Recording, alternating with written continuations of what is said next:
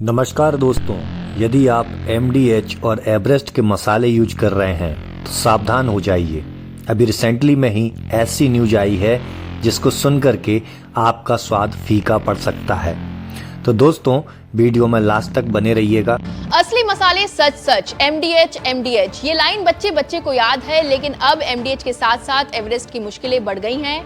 दरअसल भारत के दो दिग्गज मसाला ब्रांड MDH और एवरेस्ट मसाले की क्वालिटी पर सवाल उठने लगे हैं, जिसके चलते हांगकांग ने इन दोनों मसाला ब्रांड्स के कुछ प्रोडक्ट की बिक्री पर रोक लगा दी है। इन मसालों में काफी अधिक मात्रा में एथिलीन ऑक्साइड पाया गया है, जो कि सेहत के लिए हानिकारक होता है और इससे कैंसर का खतरा भी बढ़ सकता है। तो ये न्यूज क्या है, इसको हम कुछ पार्ट्स में देखेंगे। इस न्यूज का क्या मैटर है, कौन कौन से MDH और एवरेस्ट के मसाले बैन हुए हैं, किन देशों ने इनको बैन किया गया है और कौन सा केमिकल इसमें पाया गया है जो कि कैंसर पैदा कर सकता है और कौन सा कैंसर पैदा कर सकता है। इन सारे सवालों के जवाब हम इस वीडियो के माध्यम से जानेंगे। सांबर मसाला हो या चने का मसाला, कसूरी मेथी या देगी मिर्च, असली मसाले सच सच MDH। दोस्तों, MDH और एवरेस्ट मसाले जो कि बचपन से हमारे स्वाद के लिए जाने जाते हैं, MDH और एवरेस्ट मसाले भारत के वो मसाले हैं जो देश दुनिया में नाम कर चुके हैं और सारी दुनिया में फैले हुए हैं।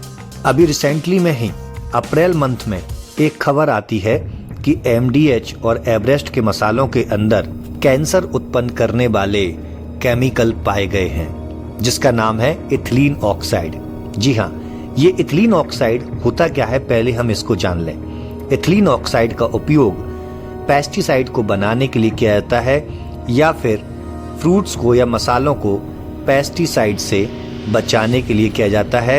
ये फ्रीजिंग के लिए और फ्यूमिगेशन के लिए भी उपयोग में आता है। यदि इस इथिलीन डाइऑक्साइड की मात्रा जरूरत से ज्यादा हो जाए तो ये कैंसर पैदा कर सकता है। पहले तो ये वर्कर्स में देखा जाता था जो इथिलीन डाइऑक्साइड का इनहेलेशन यानी श्वास के जरिए इसको ग्रहण करते थे। अब तो ये मसालों के अंदर आ चुका है, तो ये खाने में भी आ रहा है। अभी रिसेंटली में हांगकांग और सिंगापुर ने एवरेस्ट और MDH के मसालों को बैन किया गया है। वहां पर हांगकांग और सिंगापुर की एक एजेंसी मार्केट से ऐसे ही रिसेंटली MDH और एवरेस्ट के मसालों को उठा लेती है और इनको लैब में ले जा करके उनके ऊपर जांच करती है। तो वहां पता चलता है कि वो बहुत आश्चर्यचकित हो जाते हैं कि इसके अंदर तो पेस्टिसाइड की मात्रा जरूरत से ज्यादा है, और वो पेस्टिसाइड है इथिलीन ऑक्साइड।